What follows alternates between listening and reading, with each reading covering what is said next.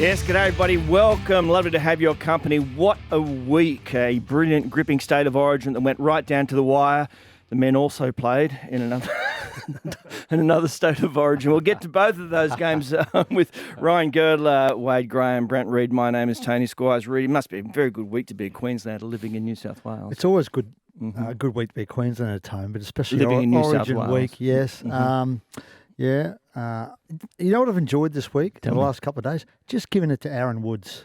That's been one of the great pleasures of my life, and just hammering home the scoreline and how So Mr. Peabody's revenge. Peabody's had a great week. You know what? You don't have to wait just for Queensland to beat New South Wales to give it to Woodsy. You just give it to Woodsy. No, anyway. but it's extra special.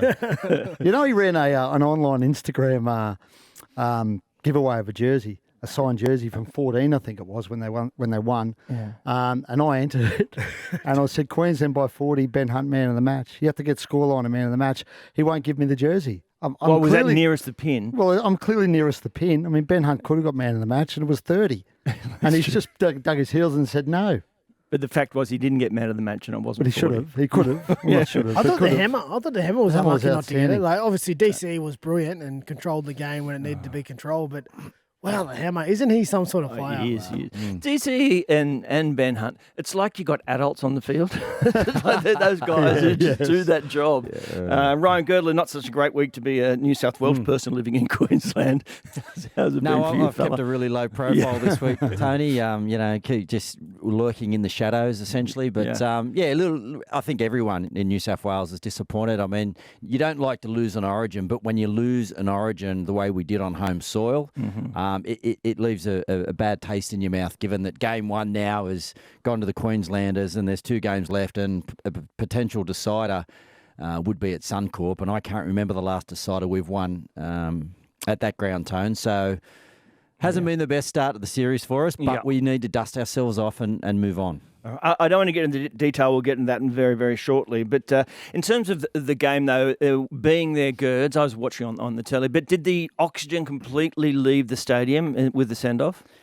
Yeah, I think it certainly did, Tony, but I got to tell you, the fans, they were really invested. Sometimes you go there and it's a little bit cavernous in that big stadium, and I just thought every time there was a little bit of momentum shown by the New South Wales side, and there was plenty of energy and effort shown by the boys, the crowd really appreciated it, and they got in behind it, and the New South Wales chant was up, especially early in that second half. Yeah. So, they really tried their best to actually have an impact on the result, and I think it really worked for the players, but it was always going to be that way, Tony. They were always going to run away with it at the end, and that's what we all witnessed. Where were you watching, Wado? I was with Girds actually in the box. Of course you me, were. Girds, and the King. The King was there. It was a great experience calling with him, but yeah, it was a hard one. Like, as soon as that decision was made, and obviously Sua'ali'i got sent off, you knew it was going to be an uphill battle, and Queensland were good enough to capitalise pretty quickly on that mismatch, and then by the time New South Wales sort of did their best to fix that issue with flipping Crichton over, the damage was done. And as Gerd said, they showed some fight and they showed plenty of courage and effort. But yeah, it's a tough ask in that arena to play with a man down for 73 minutes. Yeah, I thought they showed plenty of resilience, New South Wales. I mean, they were still in the game with about 20 minutes to go, I think, in that second half. And the Ben Hunt try. Yeah, that sort of turned the tide. But I thought they had a real dig. All right. I don't understand all the noise around how come it took so long for New South Wales to make that change, to put Crichton on the other side. I mean, you lose a centre. Does that immediately mean you need to move a guy from the left to the right? On what grounds? Does Reece Walsh attack that left side much more than he attacks? Does he discriminate against the right side? I mean, I didn't make sense. Obviously, they got stung twice. They had to make the move. But before that, do you think that they should have automatically just put Crichton on that right edge? Well, it's one of those catch scenarios, right? Because if you flip Crichton straight away and they score 2 down the left, you go, we should have left him on the left, and the right head needed to handle it. But mate. Exactly. I think once those points were conceded, the coaches recognised they needed a bit of a change. They needed to do something to shore that right side up, and that's when the decision was made. You can't preempt things on the field, exactly right. Because it's a catch scenario. All right, ready? Just run us through the news out of that. Obviously, we know with Joseph Sua'ali'i, it's the 4 weeks.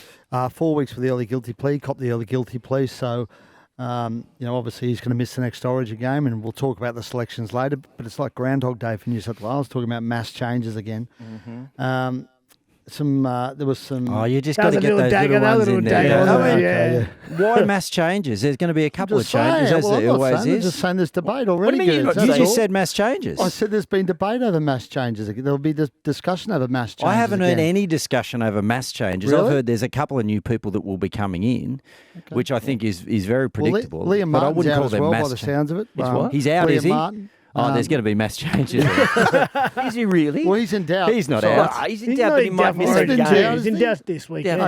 Okay. Well, there's got to be some doubt around him, doesn't Oh, my Oh, God. What a what start is for you, this? Reedy. Yeah, sorry, I What- forgot about what his a injury. start. I forgot to research his injury What before is I came this? on. My Well, God. it was. And Anyway, he's out this week, so he's in a bit of jeopardy. I would have thought for Origin too. He was outstanding too, Liam Martin, mind you. He was so good. still with the judiciary or any penalties, what about from the women's game? Shannon Mato, the Shannon hairpull on Martz, Yasmin Clydesdale? She got charged with contrary conduct. That was massive. That was That was a fair hairpull, wasn't it? She didn't let go all the way to the ground either. But she'll be okay because she could pay a fine, and she's a $400 fine, and she's eligible for game 2 of the series. I think she was man of the match from memory, so they can't afford Player to of lose the her. match, I would have thought. Sorry, player of the match. Good point. And then nothing out of last night though. So an all Out of clear the- out of last night. All right, so Zach Lomax, no issue with No that. issue with Zach Lomax. No Nah, charges out of as last there shouldn't night. be. what a player, eh? Zach What a Lomax. player. What a player. He was Any- good, wasn't he? Any chance of a flip and he's staying at the Dragons, Reedy? To play on the wing.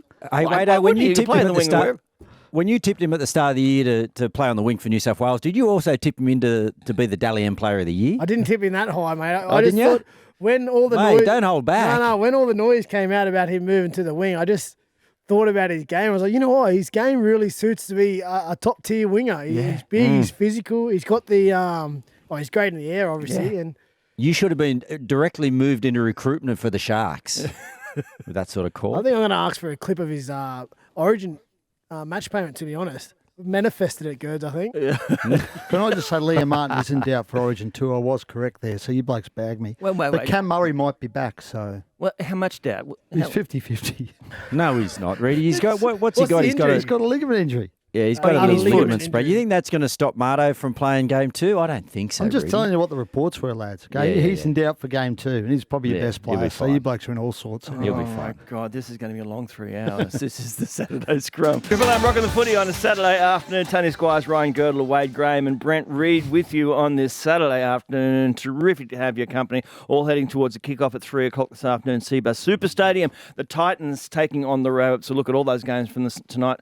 See which Origin stars are backing up. But it is Origin where we begin once more. Before we get into it, I think we should remind ourselves of what actually happened on Wednesday night. Here it is with apologies from those from New South Wales. It's Australian sport's greatest rivalry, and it kicks off for 2024. Jerry Evans runs down the short side. He's in the pit. Hunt scores. Get on in it. Now Sua'ali'i has wiped out a player. He's in trouble. It's Reece Walsh. His night is over. He's off. Joe Sua'ali'i has been sent from the field. Tedesco takes it and scores. And the Blues have hit back. Brilliant hands, Taulagi. He's away. He's got the hammer on his inside. Gives it to the hammer, and the hammer scores. Lomax climbs the skies, takes the ball, fights with the defence to get it down, and something is happening right now. Hunt runs for 20 metres down the right side, and he breaks them wide open and scores and raises his left arm and sends Queensland to certain victory. Intercept. Cherry Evans is away. Now the chase is on. Cherry Evans puts in a kick. This will be a try for the ages. It is unbelievable. Episode Tabuai Fido has got an Origin hat-trick. That's going to cap off the night just nicely for the Maroons. Full time in Origin 1. And Queensland had all the answers. 38 points to 10. Yeah. Best in the business, Dan Ganane. How good is he? Yeah. That was Wally too cheering on the Queenslanders in the background, yelling out "Go!" like riding home a favourite at Randwick. He was the king. How about it's so good because Dan, you know how Dan is in the commentary box. He likes his space. He likes to direct the traffic and have it his way. And he's a great caller. He knows his space, but I've never seen him take a backward step. But when Wally said something, Dan was just yes sir, no sir, you're Yes, the Your king, Highness. mate. Yeah, it was so good. I do love that Wally involved. There it was. That's the highlights, and from New South Wales, obviously some lowlights there. I guess the key moment, let's just get through it first, was in the 7th minute, was that tackle from Joseph Sua'ali'i on Walsh, and he was dismissed. Can there be any argument about a send-off in that situation? Oh, I don't think so. Not in today's game and the way we are protecting players in their heads. I just think listen, it was the tackle. The way he went into the tackle, I believe, was fine, right? He went in, he would have practiced it. That would have been the plan, to get up and put some pressure on Walsh, particularly early on, make him feel your presence. But unfortunately, the combination of him moving so fast, he looked away, Walsh slipped. It was direct contact to the head, and not just direct contact. It was pretty forceful contact. You can't ignore that. And Walsh was out straight away. And I just don't see how it couldn't be a send-off in today's game. The biggest thing was, even saying that, you just knew what, the effect it would have on the contest. We talk about Origin for so long. I was joking on coverage.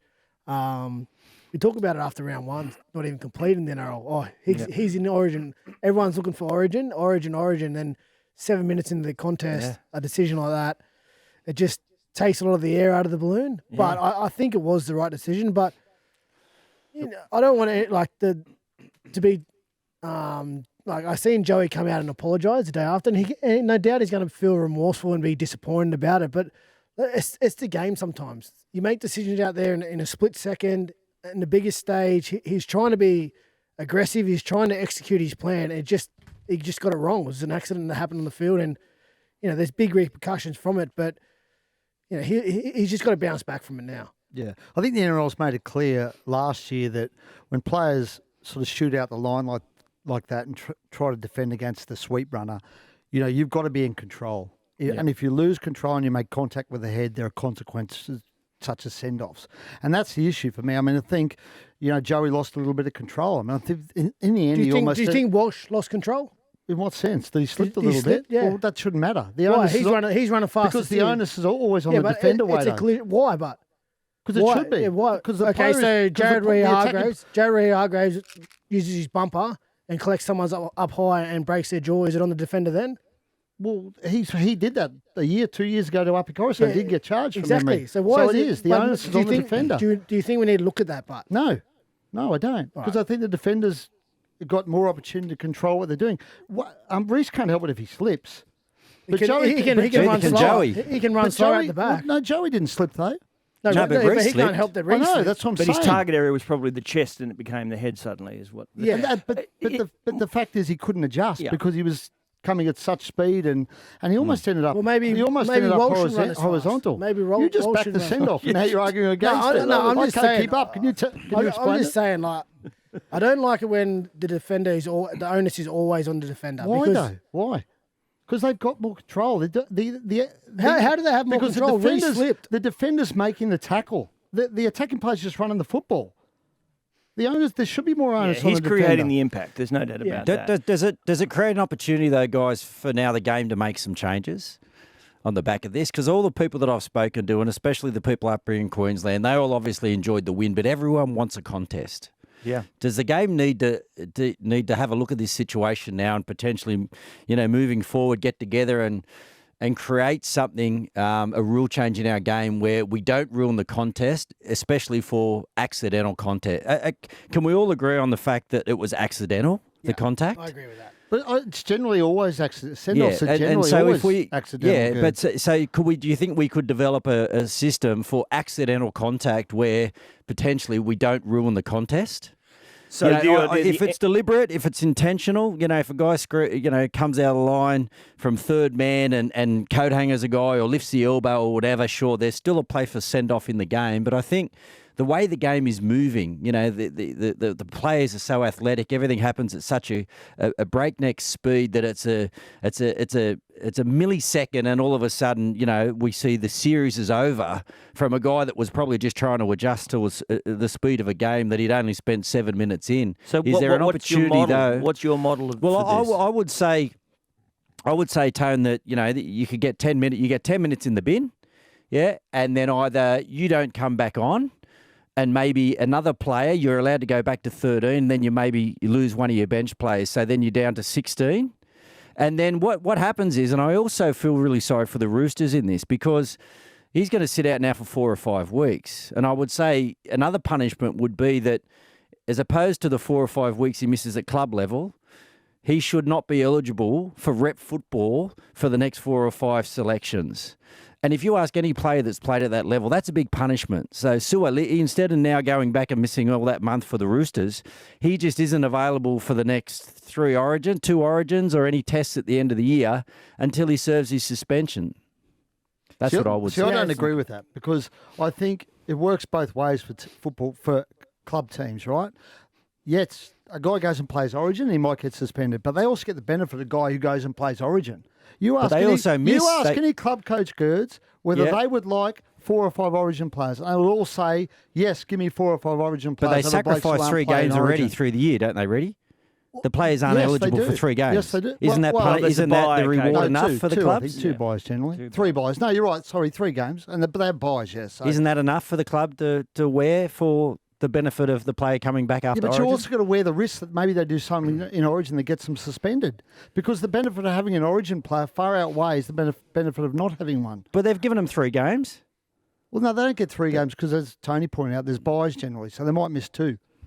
Well, there are 2 games. That means a lot to a club. But Origin also pays them 90 grand, Girds. Well, that's not individual, though. I'm talking about the club. Yeah, they do. Is it 90? I don't think 30 it's a game. I think it's 30 a less game. now. No, it's 30 a game. But that's not to the club. What do you That's think to of the the player, model, right? though, if we move down the path? Because there has been people talking this week about, you have your 18th man can come on if there's a send-off. But that seems to me to be too much leeway. I think the idea of having you being one less in your terms of your rotation is a good thing. I just think I'd be a bit gun-shy. I understand the want to maybe look for a solution because the contest was almost over in the 7th minute, but we need to understand too, this is a pretty rare occurrence. Like, we've never seen a send-off that quick in a game before, and we're talking about after the fact. And it was, if it happened in the second half, midway through the second half, we're probably all okay with it, to be honest. Because you go, okay, well, 65 minutes is already gone. It was a send-off. It was a send-off punishment, so we're happy to finish the game like that. It's just because it happened so early. We're all, like, that emotion in the air went out of the balloon straight away. We all knew what the end result was most likely going to be. It wasn't even a contest. That's what we're all disappointed in. Exactly. I got a text from Mikey Robbins at that point saying there's a really good old Seinfeld on the Comedy Channel. Can I pose this question? Would we even be having this debate if a Queensland got sent off after 7 minutes and New South Wales had won by 20 points? Would you agree? Would you then say the same thing? What? Absolutely, mate. There's people that put their hands in their pockets to go to the games. There's the broadcaster, like there's the corporate partnerships. Like, how do you, and I know you'll sell the game out in Brisbane, obviously, game 3, but how do you drive that interest now when a lot of the majority of people now think that, it's obvious that New South Wales have got an uphill battle on their hands. So, and as Wado said, if it doesn't happen that often, it's a rare occurrence.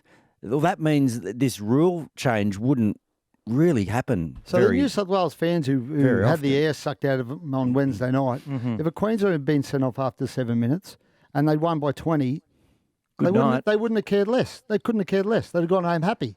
No, I don't think so. I think I would. Well, I can't speak for every fan, but I can cop a loss 100%. Like, we're going to lose. You're going to win and lose all the time, but. The fact that it wasn't like the contest was taken away, that's what was the most disappointing thing for me. And again, I'm gun-shy to look at rule changes because it doesn't happen that often, right? Let's just keep it the way it is. I think. Yeah. So it's just disappointing that the build-up went for so long and then within 7 minutes there was a decision that altered the whole game. All right, let's just backtrack a little bit to what Kevy Walter said, because we're talking about, it being an accident from Joseph sua'ali'i and feeling a little bit sorry for him.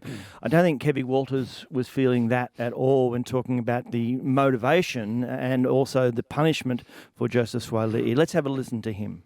Is it a concern how much teams are targeting Reece and crossing that line? Yeah, crossing the line's a big one for me. That's the second time it's happened, and 4 weeks for me is not enough. I've got to support our player there. That's twice now, and first time he didn't even get sin. Did he get sin bid or not even suspended? Nothing. So, we want our great players to play, and it's not about toughness, because Reece is as tough as any player in the game. But 4 weeks for ironing a bloke out the way he did, that's not enough for mine. So, Kev, how do you protect? Because he's had two concussions now, and so there's got to be a message sent. The NRL have got to protect him. That's who's got to protect him and be harder on the suspensions. 4 weeks for what he actually did. Reece will be missing for us for 4 weeks. And this stuff happens in the game, but it's got to be policed well. And it was policed well on Wednesday night, but I just thought they could have went a bit harder with the suspension. Do you think the Blues had a premeditated plan to do that? Well, it's not right for me to try and feel what their plan was, but I saw what their actions were.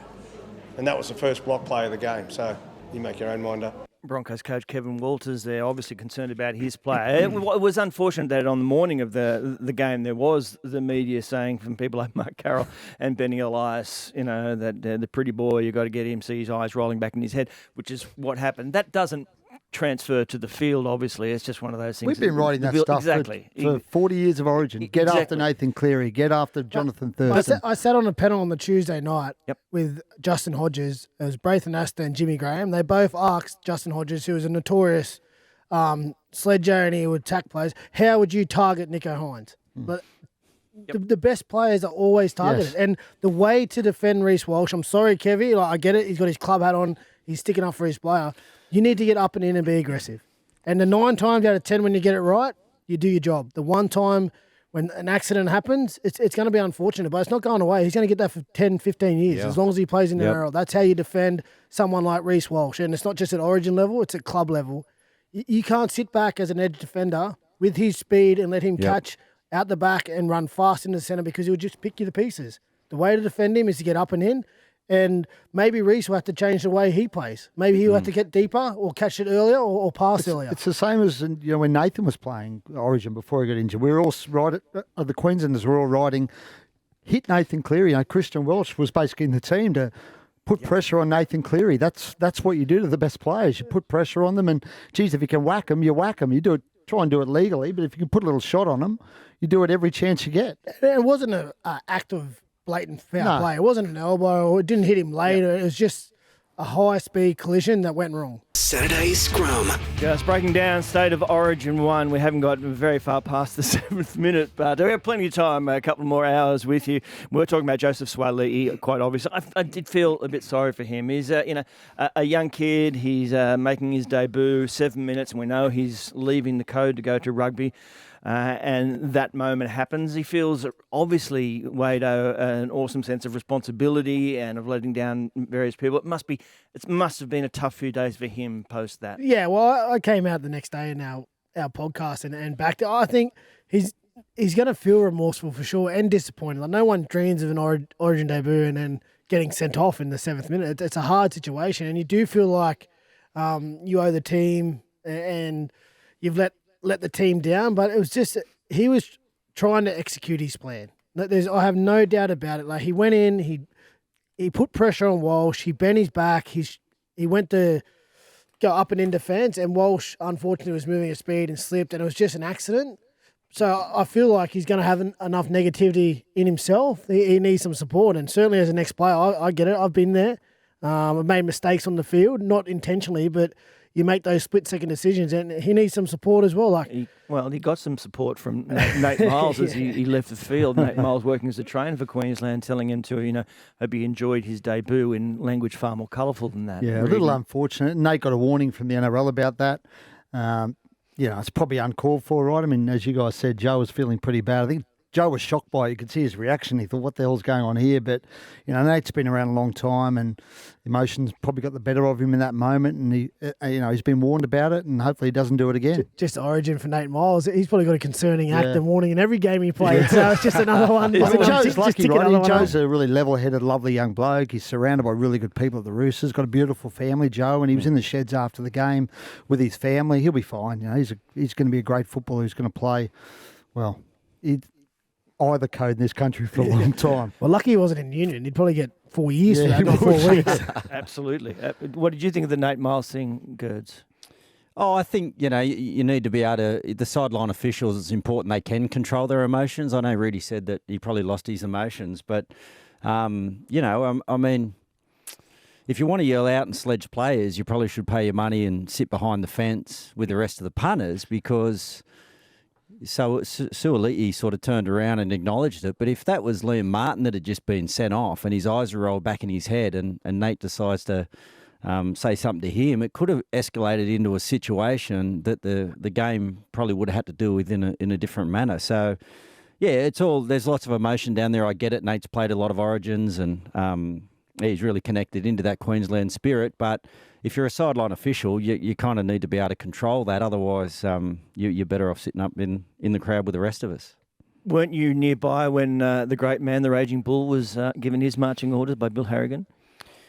Yeah, I was in a beeline. Like when Gordy got sent off, I think it was the first game in 2000. Yeah, I was kicking the goal, and he had to walk back past me to the tunnel as Billy sent him off. And on his way, as he was walking to me, I was thinking, have a nice rest, big fella, and enjoy the whole, the Ream hot showers and all that sort of stuff. And just as he got a little bit closer, I saw his eyes. He was looking at me. They were rolled back in his head, and then I just decided at the last minute not to say anything.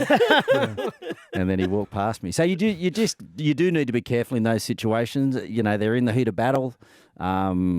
They're not always of right mind, and a situation like that could escalate quite quickly. Yeah, and well done getting Ream into that as well. That was Thank you. Yeah, I'm just so used to the Ream hot water. Exactly. Anyone gets sin bin, that's what Maroon goes to. Yeah. All right, we take that moment out, and then we look at the rest of the block and what you thought about the way New South Wales coped, the way Queensland players, who were terrific. Let's not take anything away from them. As I said at the top, the people like Daly Cherry Evans and Ben Hunt, it is like having that parental figure in the midst of that team, and they guided them around the park beautifully. Yeah, I think it's hard to. I'm so blue-eyed, right? I can't even see from the other side of it. But the Maroons just did their job. Like when sua'ali'i got sent off, they found that soft spot on the right-hand edge. They went there a couple of times. Some really nice ball movement. Finished with a couple of long-range tries, and then after that, basically DC just guided them home. There was a couple of really big moments when, obviously Nico Hines had an attempt at a 40-20. It almost got there. Murray saved it. And then DCA went, well, I'll see your attempt and I'll kick one, right? And then that was probably the point where it went, right, they were back in control. And then you mentioned Benny Hunt too. He came on, and there was a couple of that Selwyn Cobbo break, a try saved by To'o, and then Ben Hunt just picks it up. And he did beat a lot of tackles, but they were just out. Tired. The guys that were beat were tired. It was Tedesco, it was Martin, it was guys who had been working their backside off for the previous 20 minutes, and Benny just came on and really iced it. So they did what they should have done, really, without being incredible. They just found the soft spots after sua'ali'i went off and did the job. Like it was very, very experienced. Clinical. Yeah, I'm looking for the word. It was a clinical. A couple of those blokes who were involved in the reshuffle when Reece Walsh went off. Obviously, Hammer was outstanding. Yeah, he was brilliant. But Selwyn Cobbo came into the game. He's such a handful, Selwyn Cobbo, running the football. I mean, you can occasionally exploit him defensively, but he didn't have to worry about that because obviously had the numerical advantage. But when he gets the ball in his hands, he's so hard to stop. And, they used him so well. And, some of the forwards, actually, I thought Paddy Carrigan was really good for Queensland because obviously there was talk about that forward pack and how they'd handle the New South Wales. There wasn't a bad player for Queensland. It was just a very clinical performance. Once they got to that lead, they sort of, apart from the surge from New South Wales just after half time when they came up with some plays, I think there was an error in the play to ball. Then Angus Crichton got a one-on-one steal. Yep. And New South Wales had a bit of energy and a surge. That was probably the only time we really had the momentum. But apart from that, Queensland just did what they had to do. Madge had to, obviously, with the numbers, move things around a bit, get mobility in different areas of the park, which meant that the captain, Jake Trbojevic, played, 21 minutes or something very minor. Is that problematic, Gerds? Yeah, it's really hard to judge all that, Tony, because, for the majority of it, we're chasing points. So they needed people on there with leg speed to create opportunity. They needed people on there that were laterally probably freer to move. And Jake's probably not known for those two parts of his game. He's really good to lock that middle up. If you've got a lead or you you need some defensive-minded players on there. You know, Jake's the first guy you throw in, but when you're kind of chasing points and you're down a man and you need leg speed, he's probably not the first guy you think of. But for New South Wales, I think as soon as we went down that man, it was all about we just had to be really squeaky clean in all the areas, especially the back end of our sets. And I just think that's where, unfortunately, we probably let ourselves down. The guys did a lot of hard work to get us back into the contest and they got momentum, but I just don't think our last tackle options were where they needed to be. Just kicking deep into corners, just hitting ground, giving enough time for our chasers to get through and put pressure on the catches. Just all those little things we needed to be perfect, and I think that's what brought a little bit more fatigue into us. That's why you saw some guys dropping off tackles with Ben Hunt. I think they got a little bit frustrated because they were working their way back in, but we never really were able to capitalise on that momentum because I just don't think our kicking game was where it needed to be. Yeah, I agree. I think you could see the game plan for Madge straight away with the team he picked. He wanted to go through the front door, create momentum, and play off the front foot. And unfortunately for us, as soon as the send-off happened, that sort of game plan goes straight out the window because you almost need to, when you go a man down, it sounds funny, but you need one of your halves to really pull out of the game. It's not even about attacking, right? You don't even worry about finding points. It's about holding your defensive line together, not leaking any points, and then just taking opportunities. So you almost need one of your halves to pull out and just manage the game completely. It's not about scoring points. It's about where you give the opposition the ball and how you present your defensive line to them when you give them the ball. Because if you can kick it in the corners and you turn their attack around, it's ruck plays, right? So defending 12 men against ruck plays with 7 of their guys out of play is not an issue. But if you have a shallow kick, as Gerd said, all of a sudden the hammer catches it, bring it back, all their players are behind the ball already, well, then there's an issue because you've got to defend shape. So I think we just didn't handle that probably the best we could have. And again, it's hard. You never really prep to be 12 men down after 7 minutes. That would have been, I don't think I've ever played in a game with 12 men for that long. So it's easy to sit here and say what we should have done after the fact. Totally, yeah. After the fact, but it's something they'll learn from. There, yeah. Everyone's got a plan. Don't forget, we had like 5 or 6 guys that hadn't played really any Origin before, and in their first game, they're thrown into 70 minutes without a player, with trying to defend a Queensland side, a talented Queensland side with an extra player. So it's easy, as Wado said, to sit here and be judgmental, but God knows what was going through their mind, like under fatigue, trying to adjust to the speed, like a lot of those key positions. Like look at young Robson. Was that his first starting game? And he played 80 minutes and, did his best to drive the line speed, always got to dummy half. I can only imagine what was going through his head at the end of the game. So I think we've got to give those guys so much credit for the effort that they put in and for the moments that they even created under that sort of duress. I thought was just absolutely unbelievable. It's funny. Nico's worn most of the blame for that. What you were talking about, Wade, not controlling the game, and Jerome sort of got off almost scot-free of any blame. Is that when you look back at it? I mean, Nico's obviously the halfback, and we'd all focused on Nico in the lead up to that game, and he had to stand up in Origin, and he had to exercise the demons from previously, and he had to own this footy team. But surely, Jerome can help him by taking some of the pressure off him as well. Yeah. Well, the thing with Nico, right? He has a 7 on his back. So if you have the 7 on your back, you get critiqued on all those things. Last play. All the game management stuff, despite even if, well, let's be honest, Nico's not a traditional 7. He's not your sit out there, get the team around the park, Adam Reynolds sort of guide everyone around. But in that moment when the send-off happened, that's what we needed. We needed a guy to pull out of the attack, not worry about searching or anything, but just manage the game.